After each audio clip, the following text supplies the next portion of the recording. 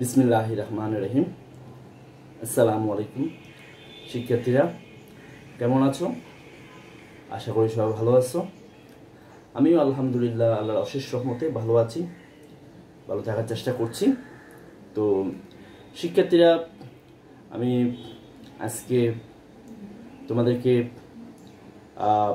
একটি বহুল ব্যবহৃত গণিত বিজ্ঞানের জন্য অনেক অনেক বেশি গুরুত্বপূর্ণ একটি উপাত্ত নিয়ে আলোচনা করব। ঠিক আছে, যেটা তোমরা সবাই জানো, পিথাগোরাসের উপাত্ত হিসেবে জানো। আমরা সেই উপাত্তটি, এটা খুবই গুরুত্বপূর্ণ, পরীক্ষায় প্রায় সময় আসে, সৃজনশীলে প্রায় সময় আসতে দেখা যায়। তো আজকে আমরা সেই উপাত্তটির প্রমাণ নিয়ে আলোচনা করব।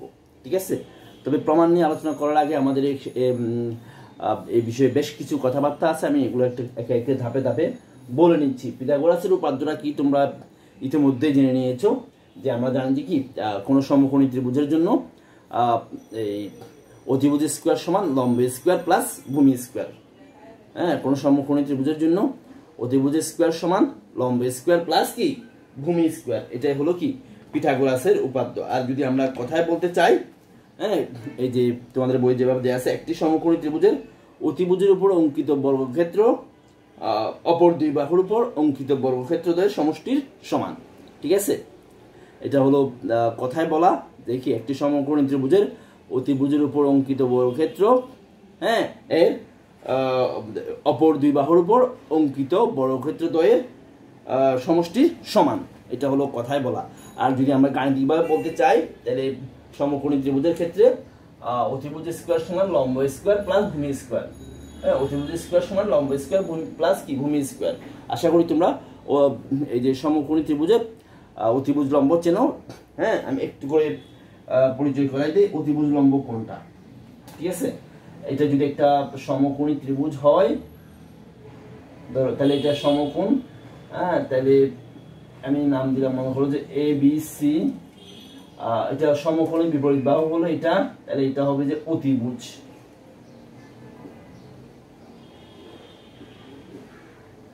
আর এটা যেহেতু ভূমির সমান্তরালে আছে, তাহলে এটাকে বলা হয় ভূমি। ঠিক আছে, এটাকে আমরা কি বলবো? ভূমি বলবো।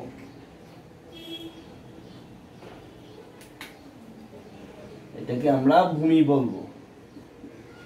আর এটা যেহেতু এই বাহুটা যেহেতু ভূমির সাথে লম্বালম্বি ভাবে আছে, উল্লম্ব ভাবে আছে, এটাকে বলা হয় লম্ব।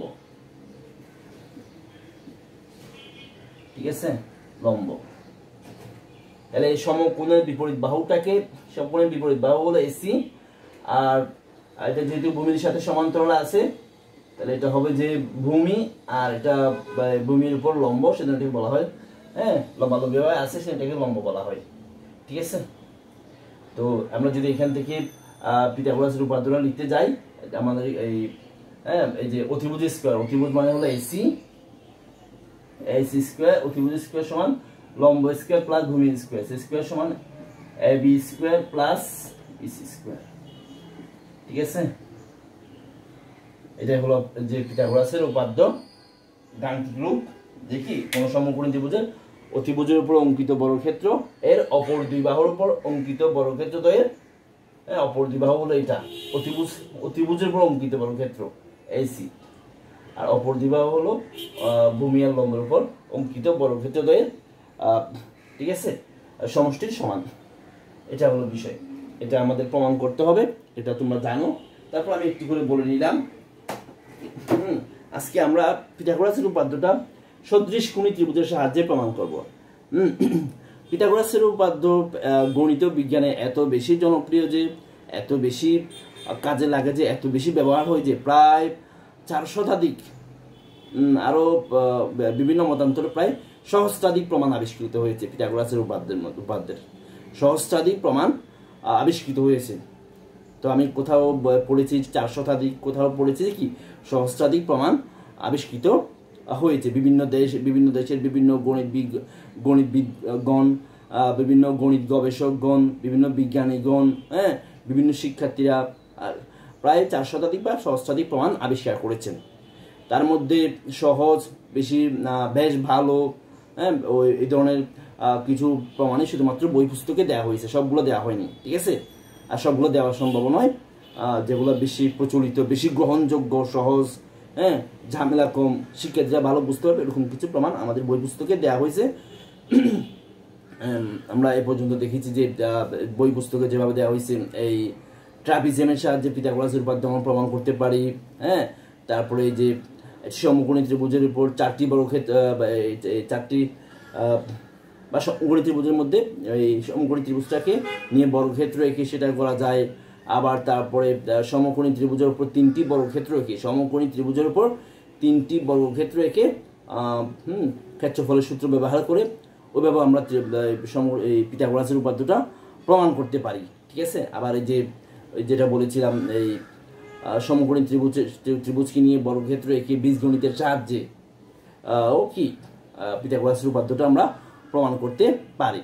তাহলে আমরা মোটামুটি চারটা বিষয়, সদৃশকোণী ত্রিভুজের সাহায্যে, ট্রাপিজিয়ামের সাহায্যে, তারপরে সমকোণী ত্রিভুজের উপর তিনটা বর্গক্ষেত্র এঁকে ক্ষেত্রফলের সূত্র প্রয়োগ করে, হ্যাঁ, সূত্রসমূহ প্রয়োগ করে, হ্যাঁ, তারপর এই যে সমকোণী ত্রিভুজকে নিয়ে বর্গক্ষেত্র এঁকে বীজগণিতের সাহায্যে ওভাবে করা যায়। এখন পদ্ধতিগুলোর মধ্যে একটু কোনটা কোথায় প্রয়োগ করা যায় সে বিষয়ে একটা ব্যাপার স্যাপার আছে, কিন্তু সমকোণী আমাদের যেহেতু পরীক্ষার ক্ষেত্রে উদ্দীপক দেয়া থাকে, হ্যাঁ, এবং উদ্দীপক বিভিন্নভাবে দেয়া থাকতে পারে।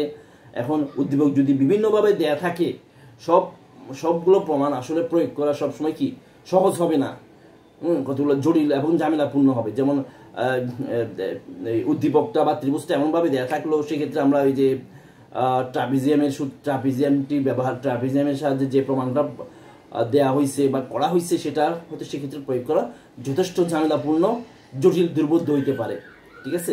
সেক্ষেত্রে আমরা সেটা হয়তো প্রয়োগ করতে চাইবো না বা প্রয়োগ করতে যাব না। তারপরে এই যে বর্গক্ষেত্র ব্যবহার করে বর্গক্ষেত্রের মধ্যে, হ্যাঁ, এই সমকোণী ত্রিভুজটাকে নিয়ে বর্গক্ষেত্র এঁকে বীজগণিতের সাহায্যে করা, হ্যাঁ, সেটা অনেক সময় কি ঝামেলাপূর্ণ হইতে পারে, হ্যাঁ। তারপরে এই যে সমকোণী ত্রিভুজকে নিয়ে তিনটি বর্গক্ষেত্র এঁকে ওভাবে করাটাও কি অনেক সময় যথেষ্ট ঝামেলাপূর্ণ হইতে পারে, ঠিক আছে।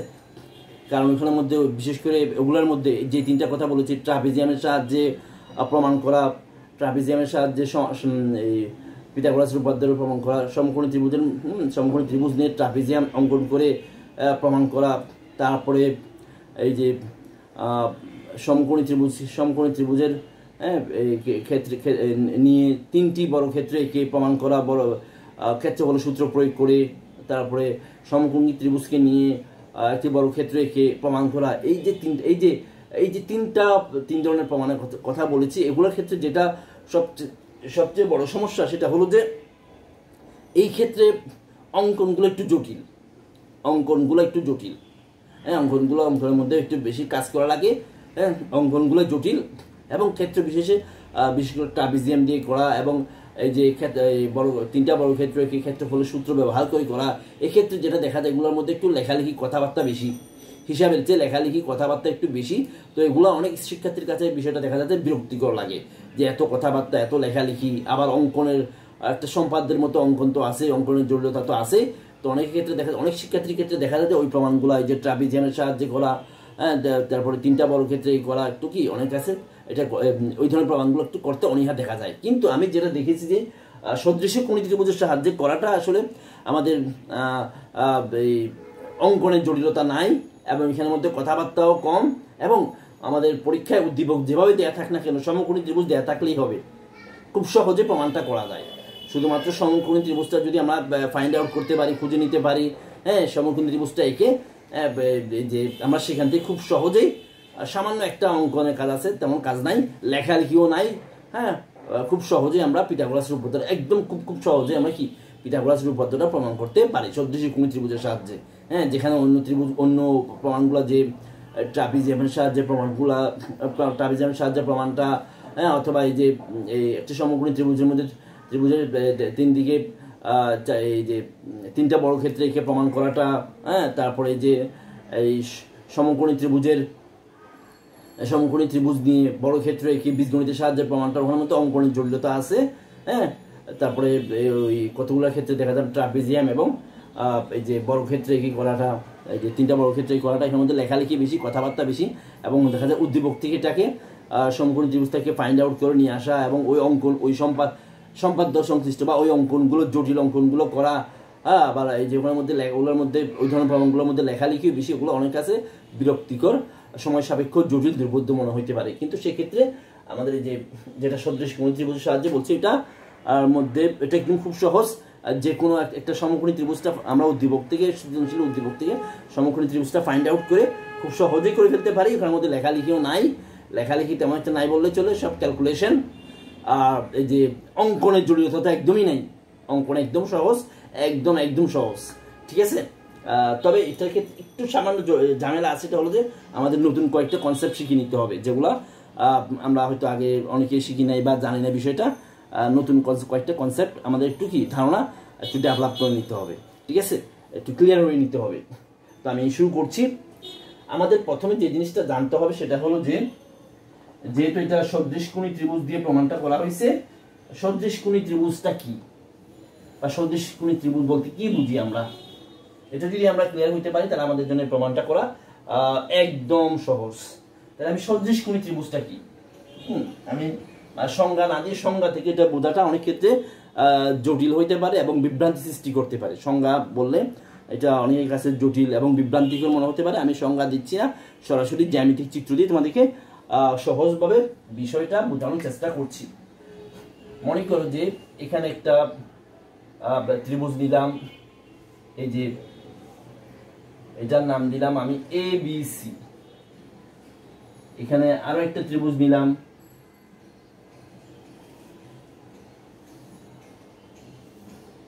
এটার নাম দিলাম মনে করো যে PQR। দুইটা ত্রিভুজ আঁকলাম, ABC আর PQR, ঠিক আছে। তাইলে যদি এমন হয়, আমার ক্লাসটা বা ভিডিওটা একটু লম্বা হবে, কারণ আমি অনেকগুলো বিষয় একদম ক্লিয়ারলি তোমাদেরকে ব্যাখ্যা বিশ্লেষণ সহ কি করাবো। কোনো জিনিস শর্ট করবো না, সংক্ষিপ্ত করবো না, যাতে তোমরা খুব ভালোভাবে বুঝতে পারো। ভিডিও লম্বা হলেও তোমরা একটু ধৈর্য সহকারে দেখবে, ক্লাস লম্বা হলে দেখবে, ঠিক আছে। এখন এই যে ত্রিভুজ ABC এবং ত্রিভুজ PQR এর আমি এই কোণের বিপরীত বাহুটার নাম দিলাম A, B কোণের বিপরীত বাহুটার নাম দিলাম B, C কোণের বিপরীত বাহুটার নাম দিলাম C। একইভাবে P কোণের বিপরীত বাহুটার নাম দিলাম D, Q কোণের বিপরীত বাহুটার নাম দিলাম E, তারপরে তারপরে R কোণের বিপরীত বাহুটার নাম দিলাম F। এটা অন্য একটা মার্কার নেই, খালি কমে আসছে মনে হয়।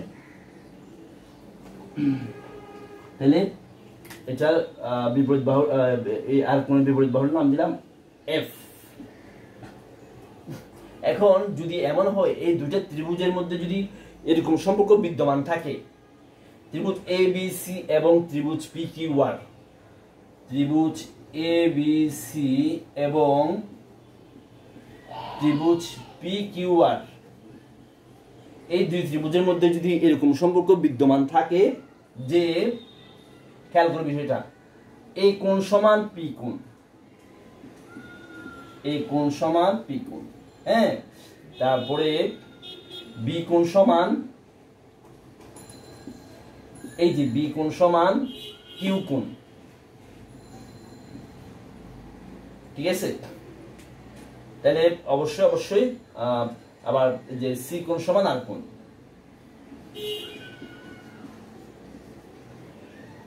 এই কোণ সমান, এই দুইটা ত্রিভুজের মধ্যে যদি এরকম সম্পর্ক বিদ্যমান থাকে, এই কোণ সমান P কোণ, তারপরে B কোণ সমান Q কোণ এবং C কোণ সমান R কোণ, তাইলে এই দুইটা ত্রিভুজকে বলা হবে সদৃশ ত্রিভুজ বা সদৃশকোণী ত্রিভুজ।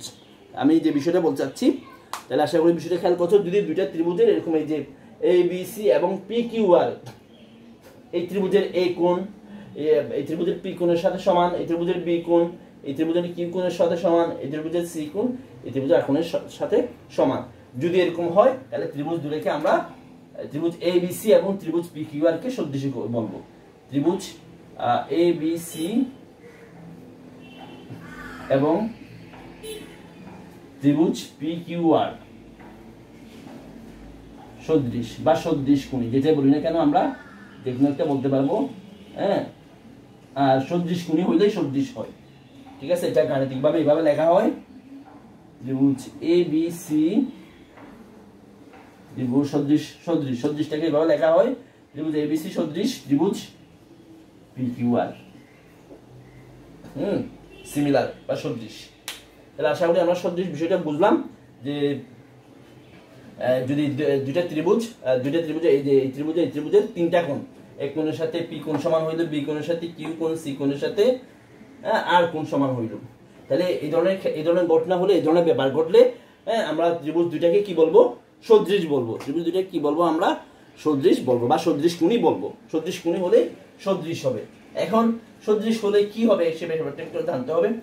দুটো ত্রিভুজ যদি সদৃশ হয়, দুটো ত্রিভুজ যদি সদৃশ হয় বা সদৃশ কোণী হয়, আর তাদের একটা গুরুত্বপূর্ণ একটা ধর্ম আছে, যেটা আমাদের এই উপাদ্যটা প্রমাণ করার জন্য কাজে লাগবে।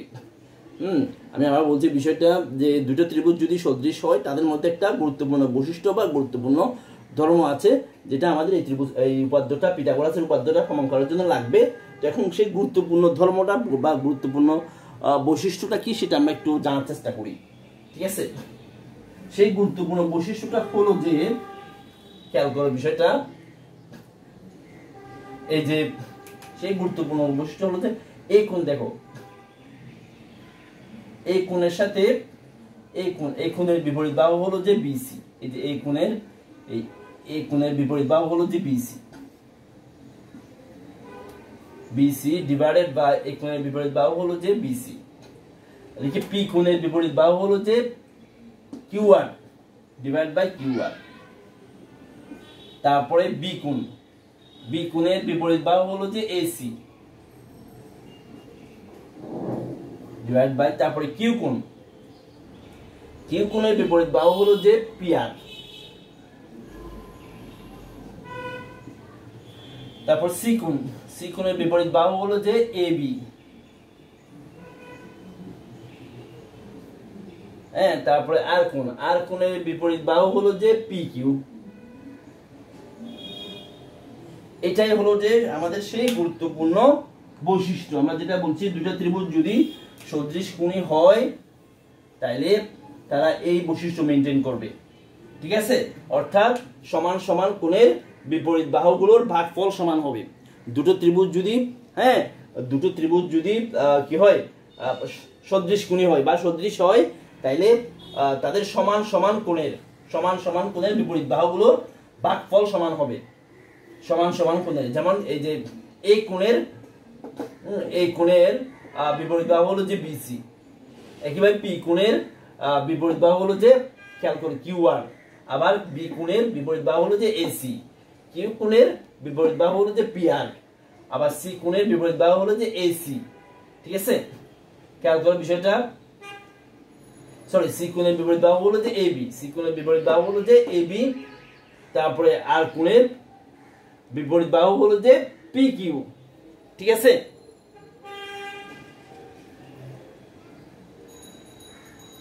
তাইলে এটা হলো আমাদের সেই গুরুত্বপূর্ণ বৈশিষ্ট্য।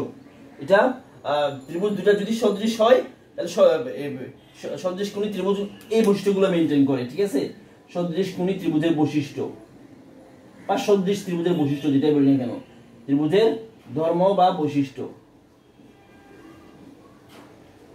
ধর্ম লিখতে পারি আমরা, বৈশিষ্ট্য লিখতে পারি, যেটা লিখি না কেন। অর্থাৎ দুটা ত্রিভুজ যদি সদৃশ হয়, তারা অবশ্যই এই বৈশিষ্ট্য মেনে চলবে, মেনটেন করবে, ঠিক আছে। আশা করি বিষয়টা বুঝতে পারছো। এটাকে এভাবে বলা হয় যে, দুটি ত্রিভুজ যদি সদৃশ হয়, তাহলে তাদের অনুরূপ বাহুগুলো সমানুপাতিক হয়, ঠিক আছে। এটা এইভাবে বলা হয় এটাকে। তাহলে আমরা যে বিষয়টা জানলাম সহজ কথায়, যে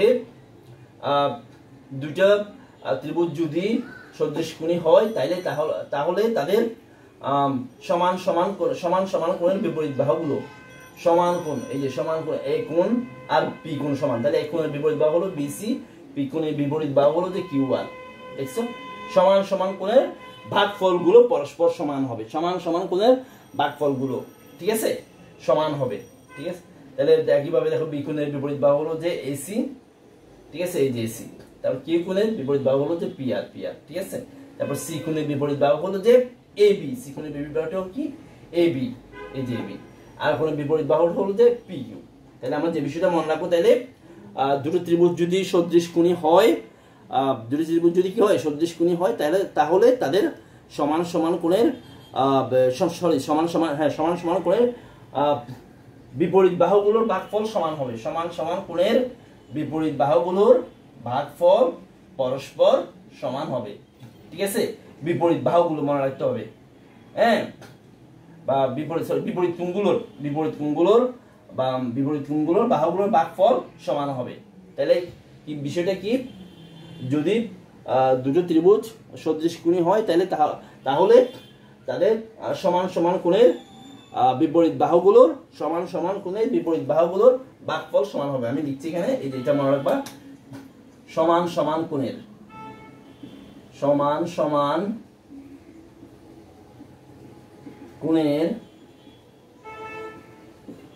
বিপরীত বাহুগুলোর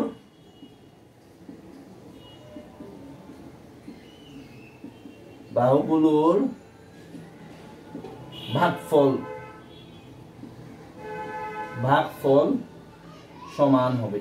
এটা হলো গুরুত্বপূর্ণ বৈশিষ্ট্য, সমান হবে। এটা এখানে গাণিতিকভাবে লেখা আছে যে সমান সমান কোণের দুটি ত্রিভুজ সদৃশ কোণী হলে সমান সমান কোণের বিপরীত বাহুগুলোর ভাগফল সমান হবে, হ্যাঁ, বা ভাগফল বা ওটাকে অনুপাতও বলে। ঠিক আছে, বা সেটাকে আরো সুন্দর বা গণসংখ্যাভাবে বলা হয় যে দুটি ত্রিভুজ সদৃশ কোণী হলে তাদের অনুরূপ বাহুগুলোর অনুপাত সমান হবে, বা অনুরূপ বাহুগুলো সমানুপাতিক, বাহুগুলো কি হবে সমানুপাতিক হবে। ঠিক আছে, তাহলে আশা করি আমরা বিষয়টা বুঝতে পারলাম।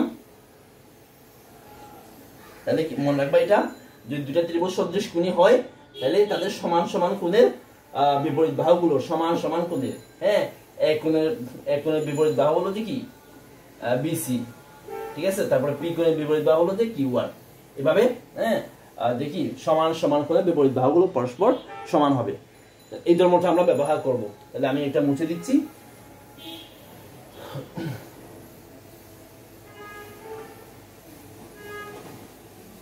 তাহলে আমাদের সদৃশ কোণী ত্রিভুজের ধারণাটা ক্লিয়ার।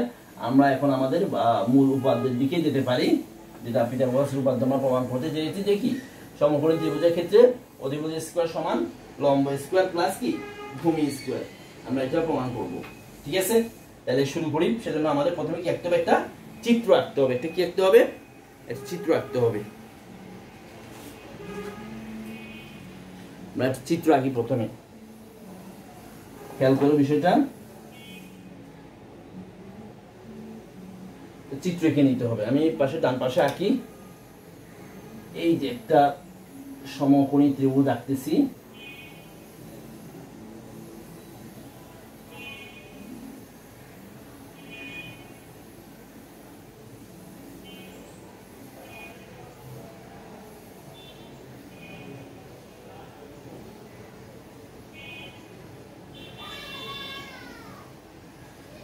এই যে একটা সমকোণী ত্রিভুজ আঁকলাম।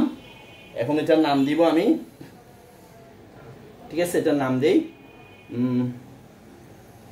ACB। তোমাদের বইয়ের সাথে মিল রেখে করার চেষ্টা করছি, শুধুমাত্র চিত্রের ওরিয়েন্টেশনটা চেঞ্জ করেছি, আর সব ঠিক আছে। তোমাদের বইয়ের চিত্রটা একটু এই যে প্রস্থ বরাবর দেয়া আছে। আমি সবকিছু ঠিকঠাক রেখে শুধুমাত্র চিত্রের ওরিয়েন্টেশনটা চেঞ্জ করেছি। ঠিক আছে, এই ত্রিভুজ, এটা একটা সমকোণী ত্রিভুজ, এটা একটা সমকোণী ত্রিভুজ। এটার জন্য আমরা এটা প্রমাণ করব, এটা সমকোণ। ঠিক আছে, আমরা বিশেষ নির্বাচনটা লিখে ফেলি। বিশেষ নির্বাচন,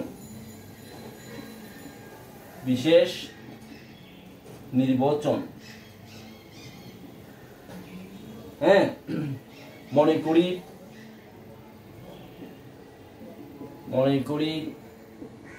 ABC সমকোণী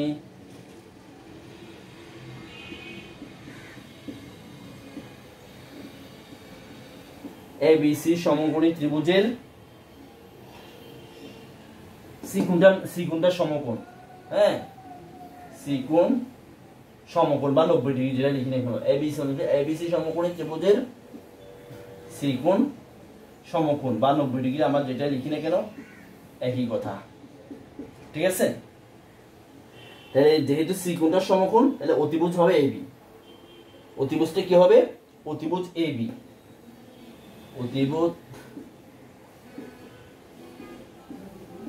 অতিভুজ আমরা এবি ধরি, ঠিক আছে?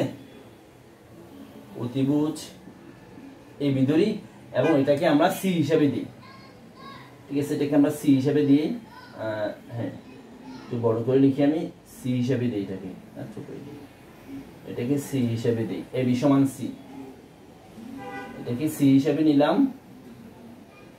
ঠিক আছে? তারপরে বিসিটাকে আমরা, এই যে বিসি বাহুটা দেখতে পাচ্ছ, হ্যাঁ বিসি বাহুটার একটা নাম দেই, বিসি বাহুটাকে এ হিসেবে দিই, বিসি সমান এ নিলাম। তারপরে এসি সমান বি নিলাম, এসি সমান বি নিলাম, ঠিক আছে? তাহলে এগুলো আমাদের নেওয়া হইল। এখন আর কিছু কাজ আছে আমাদের, মার্কার নেই।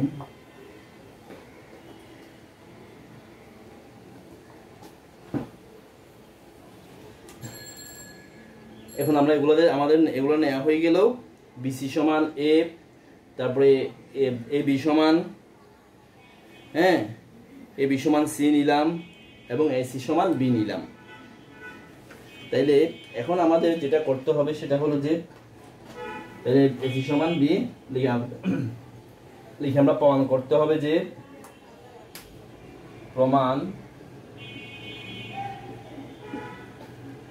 করতে হবে যে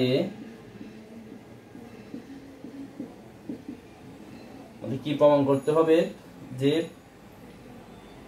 এ বি স্কোয়ার অতিভুজের স্কোয়ার, এ বি স্কোয়ার সমান অতিভুজের স্কোয়ার সমান লম্ব স্কোয়ার প্লাস ভূমি square, AC square plus BC square. অর্থাৎ হ্যাঁ এই বিকে আমরা কি নিয়েছি? সি ধরেছি, অর্থাৎ সি স্কোয়ার সমান এসি, এসি কে আমরা কি ধরেছি? বি ধরেছি, বি স্কোয়ার প্লাস তারপরে বিসি কে কি ধরেছি? আমরা এ ধরেছি। এটা আমাদের প্রমাণ করতে হবে, এটা আমাদের কি করতে হবে? প্রমাণ করতে হবে।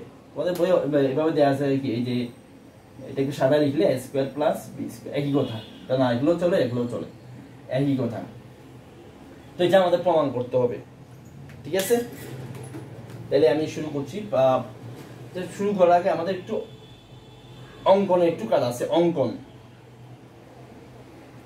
অঙ্কনটা লিখে ফেলি। অঙ্কনে একটু কাজ আছে, সেটা হলো যে, এটা মনে রাখবা, যেখানে সমকোণ আছে, হ্যাঁ সবার সমকোণটা যেখানে তৈরি হয়েছে সেখান থেকে আমাদের অতিভুজের উপর একটা লম্ব আঁকতে হবে। সমকোণটা যেখানে তৈরি হয়েছে, সমকোণটা এখানে তৈরি হয়েছে, হ্যাঁ সমকোণটা এখানে তৈরি হয়েছে, আমাদেরকে যেটা করতে হবে, চিত্র যেভাবেই থাকুক, যে ওরিয়েন্টেশনে থাকুক না কেন, যেভাবে থাকুক না কেন, সমকোণ যেখানে তৈরি হয়েছে বা সমকোণের শীর্ষবিন্দুটা থেকে, এখানে এই সি বি কোণটার সমকোণের শীর্ষবিন্দু হলো সি, এই মানে সমকোণটা এখানে তৈরি হয়েছে, এখান থেকে অতিভুজের উপর একটা লম্ব আঁকতে হবে। তাহলে কি বিষয়টা মনে রাখতে হবে আমাদের কিভাবে? যে সমকোণটা যেখানে তৈরি হয়েছে সেখান থেকে বা সেই বিন্দু থেকে অতিভুজের উপর একটা লম্ব আঁকতে হবে। তাহলে আমরা একটা লম্ব আঁকি, একটা লম্ব আঁকলাম, ঠিক আছে? যেখানে সমকোণটা তৈরি হয়েছে, হ্যাঁ সেখান থেকে অতিভুজের একটা লম্ব আঁকলাম। এই অংশটার নাম দিলাম ডি, আর এই অংশটার নাম দিলাম ই, এই যে, ঠিক আছে? তাহলে অঙ্কের একটু বিষয়টা একটু বলে দিই আমরা। সি বিন্দু থেকে, কারণ সি বিন্দুতে সমকোণটা তৈরি হয়েছে, সি বিন্দু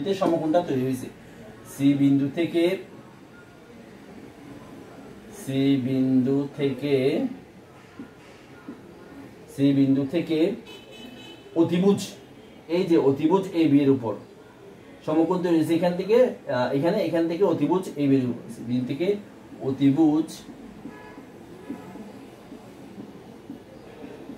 এ বি এর উপর লম্ব চিহ্ন দিয়েছি। তোমার লম্ব চিহ্ন অবশ্যই দিবে, এখানে যেহেতু এখানে সমকোণ তৈরি হয়েছে এখানে লম্ব চিহ্ন দিলাম, এখানেও লম্ব চিহ্ন দিয়েছি। অতিভুজ এ বি এর উপর আমরা এই লম্ব, এখানে যে লম্ব আঁকলাম এটার নাম দিয়ে আমরা এইচ, নামটা কি দিব, এইচ দিলাম নাম, ঠিক আছে। এ বি এর উপর সিএইচ লম্ব অঙ্কন করি, সিএইচ লম্ব অঙ্কন করি।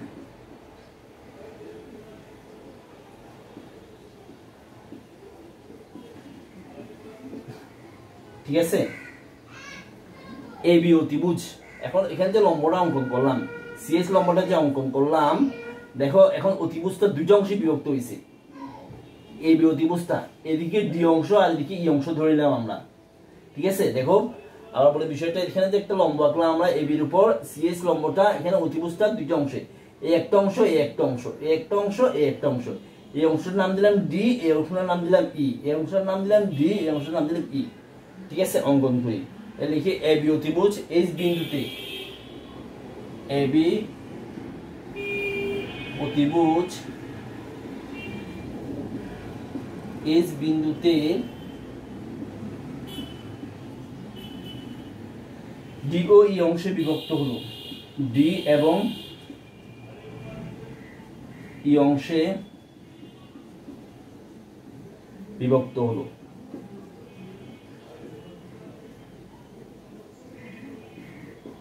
আশা করি শিক্ষার্থীরা বুঝতে পারছো বিষয়টা।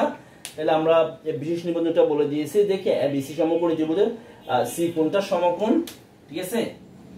সি কোণটা হলো কি সমকোণ, বা সি কোণটা 90 ডিগ্রি, মানে এই সিবি কোণটা সমকোণ, এই সিবি কোণটা সমকোণ। তাহলে আমাদের প্রমাণ করতে হবে যে কি, এই যে AB square equal to AC square plus BC square, যেখানে এবিটা হলো অতিভুজ আর এটাকে আমরা লম্ব চিন্তা করতে পারি, এটাকে ভূমি চিন্তা করতে পারি, এটা লম্ব এটা ভূমি, এবিটা অতিভুজ, এটা আমার মাথায় রাখবো। যেহেতু এটা সমকোণে বিপরীত অবস্থান করে, সমকোণে বিপরীত অবস্থান করে, তাহলে এবিটা অতিভুজ। তাহলে এবি স্কয়ার সমান AC square plus BC square. আর আমরা এবি এর এবি কে আমরা সি দিয়ে প্রকাশ করেছি, এবির মানকে এবি দৈর্ঘ্যকে সি দিয়েছি, তাহলে সি স্কয়ার সমান, তারপরে এসি দৈর্ঘ্যকে বি দিয়েছি, বিসি দৈর্ঘ্যকে এ দিয়েছি, তাহলে সি স্কয়ার সমান বি স্কয়ার প্লাস এ স্কয়ার, বা এ স্কয়ার প্লাস বি স্কয়ার আমাদের প্রমাণ করতে হবে। সেটার জন্য আমাদের অবশ্যই সদৃশী কোণী ত্রিভুজ দিয়ে প্রমাণ করার জন্য, সদৃশী কোণী ত্রিভুজের সাহায্যে প্রমাণ করার জন্য আমাদের অবশ্যই যেখানে সমকোণটা তৈরি হয়েছে ওখান থেকে অতিভুজের উপর একটা লম্ব আঁকতে হবে, ঠিক আছে। সমকোণটা যে বিন্দুতে তৈরি হয়েছে, সমকোণটা সি বিন্দুতে তৈরি হয়েছে, সেই সি বিন্দু থেকে অতিভুজ এ বির উপর, অতিভুজের উপর, ঠিক আছে। সমকোণটা যেখানে তৈরি হয়েছে, যে বিন্দুতে তৈরি হয়েছে, আমাদের এখানে সি বিন্দু রয়েছে, সি বিন্দু থেকে অতিভুজের উপর আমরা একটা সিএইচ লম্ব এঁকেছি। তাহলে আমাদের যে বিষয়টা মাথায় রাখতে হবে, যেখানে সমকোণটা তৈরি হয়েছে সেই বিন্দু থেকে অতিভুজের একটা লম্ব আঁকতে হবে, লম্ব এঁকে নিয়েছি সিএইচ। এতে করে অতিভুজটা দুটো অংশে বিভক্ত হয়েছে, এ একটা অংশ এ একটা অংশ, ঠিক আছে। এইচ একটা অংশ, এইচ অংশের নাম দিলাম আমরা ডি, এবং বিএইচ অংশের নাম দিলাম ই। তাহলে এই অংশটার নাম ডি, এই অংশটার নাম হলো ই, ঠিক আছে। আমাদের তাহলে বিশেষ নির্বাচন এবং অঙ্কনের কাজ শেষ। আমি এগুলো মুছে দিচ্ছি, আমি প্রমাণে চলে যাচ্ছি সরাসরি। তাহলে আমাদের কি প্রমাণ করতে হবে, আমি একটু লিখে রাখি। আমাদের প্রমাণ করতে হবে যে সি স্কয়ার সমান এ স্কয়ার প্লাস বি স্কয়ার, এটা আমাদের প্রমাণ করতে হবে। তাহলে আমরা এখন সরাসরি প্রমাণে চলে যাব। এগুলো মুছে দিয়ে, এগুলো আমার দরকার নাই।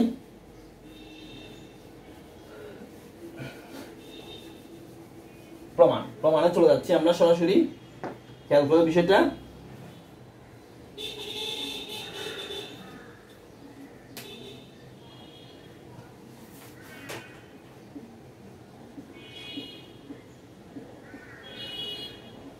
আমরা এখন সরাসরি প্রমাণে চলে যাব।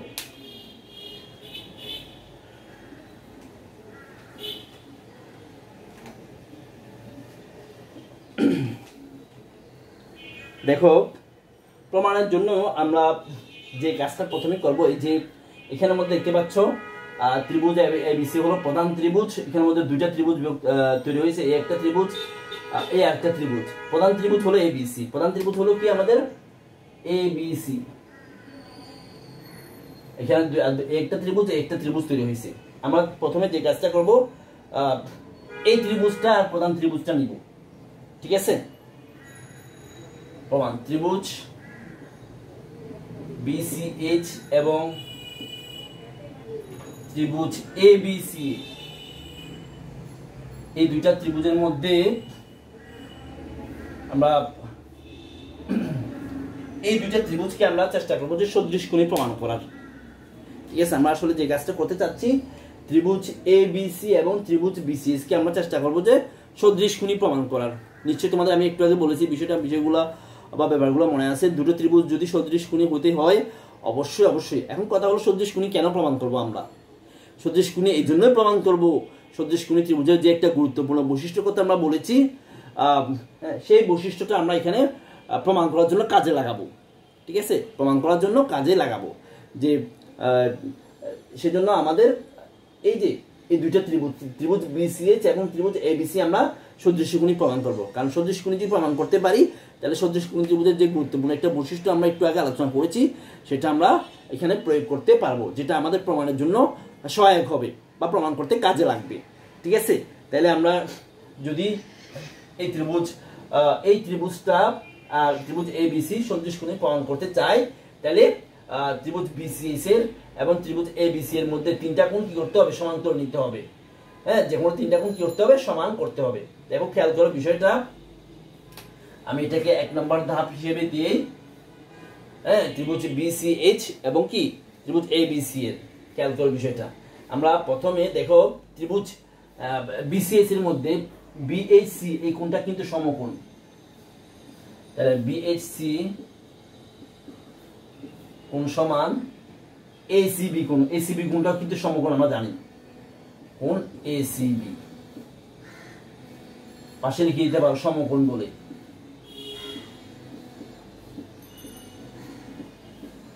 ঠিক আছে, সমকোণ বলে কি হয়েছে?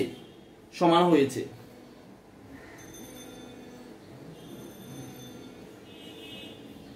তারপর এটা গেল। এখন আমরা দেখি আরো কি কি সমান করা যায়। ঠিক আছে, দেখো এই CBH কোণটা, এই CBH কোণটা, CBH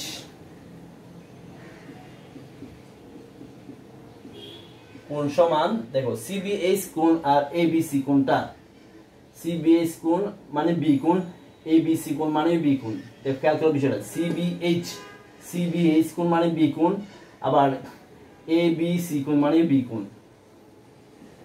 দুইটা মূলত B কোণকে প্রকাশ করে, দুইটা মূলত কি একই কোণ B কে বোঝায়। CBH B কোণ, ABC কোণ B কোণ। ঠিক আছে, তাহলে দুইটা কোণ সমান হবে সাধারণ কোণ বলে, আমরা লিখি দিই সাধারণ কোণ বলে।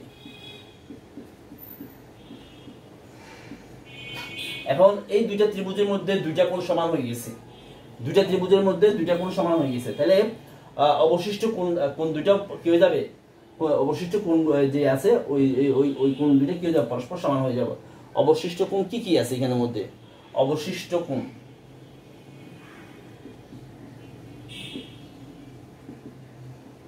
খেয়াল করো বিষয়টা, অবশিষ্ট কি আছে? আমরা BHC নিয়ে ফেলছি, CBH নিয়ে ফেলছি, তাহলে BCH আছে, BCH অবশিষ্ট BCH। এই ত্রিভুজের জন্য অবশিষ্ট কোণ আছে যে আমাদের, আমরা এই কোণ নিয়ে ফেলছি, এই কোণ নিয়ে ফেলছি। তাহলে এখানে থাকবে দেখি এই যে কোণটা, এই যেটা BCH সমান, তারপরে এই ত্রিভুজের মধ্যে কি কোণ আছে? আমরা এই ত্রিভুজে ABC ত্রিভুজে B কোণ নিয়ে ফেলছি, ACB কোণ নিয়ে ফেলছি, তাহলে BAC কোণটা আছে, অবশিষ্ট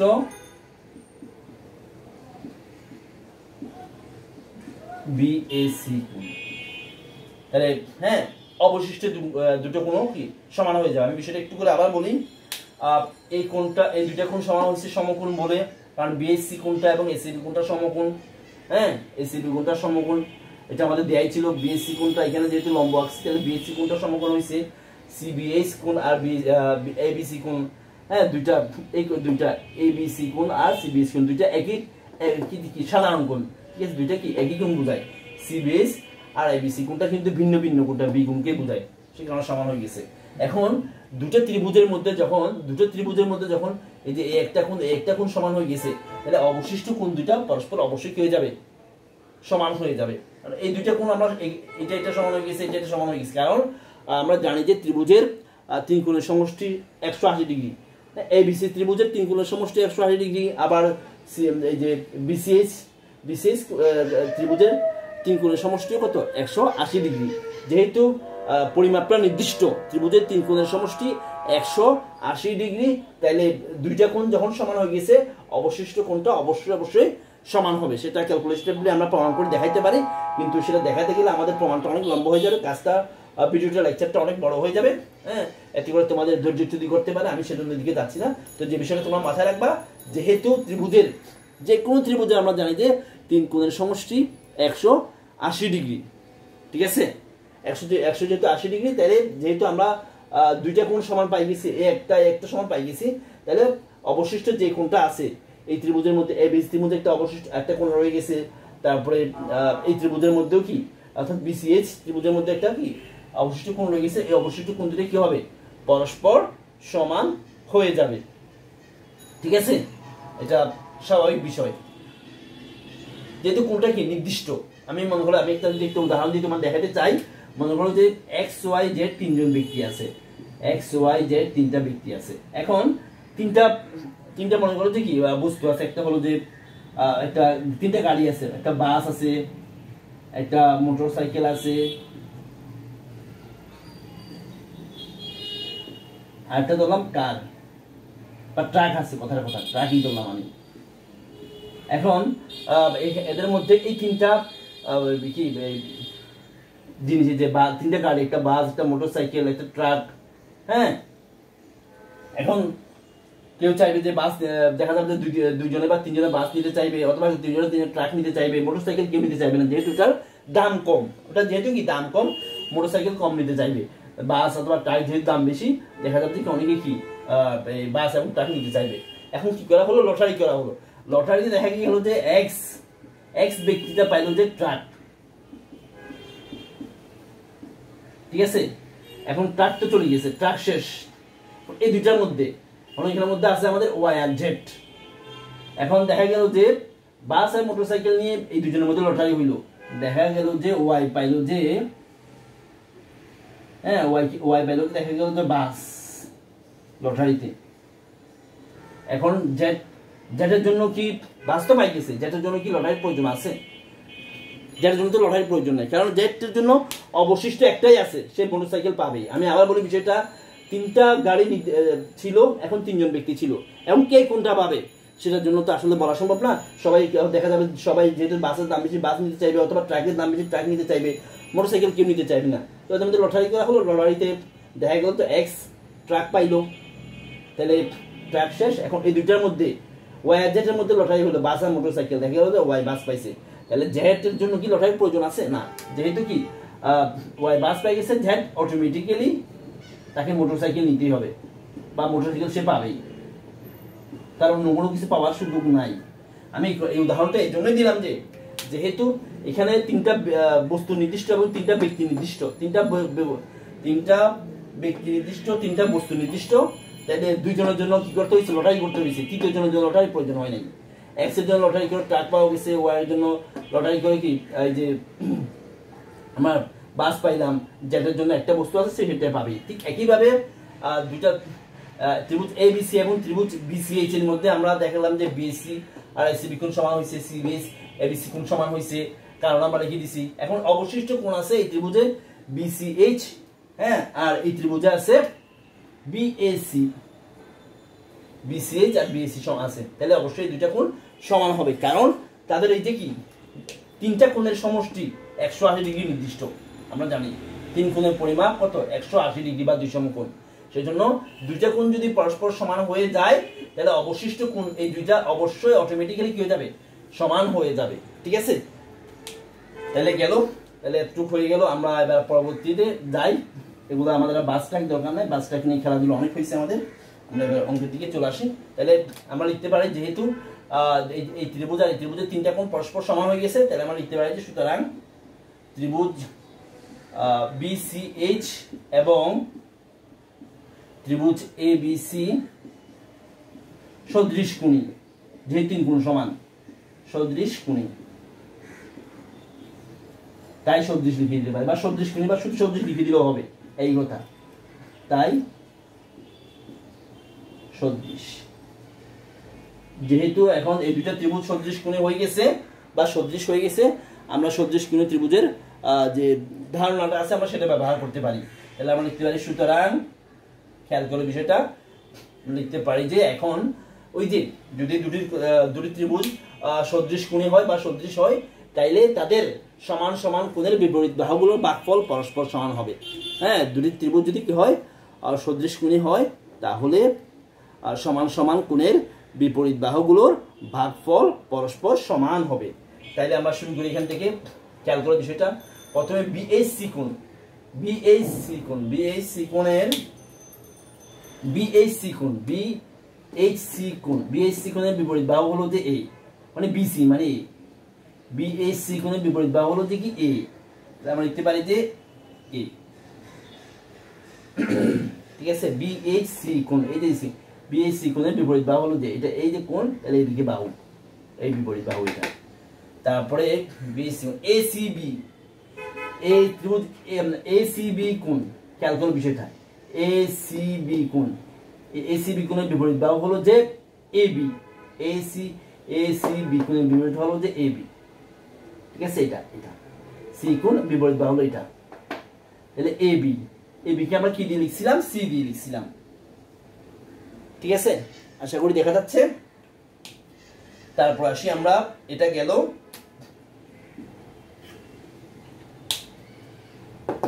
এখন এই যে এটাতে আসি, এখন এটাতে আসি আমরা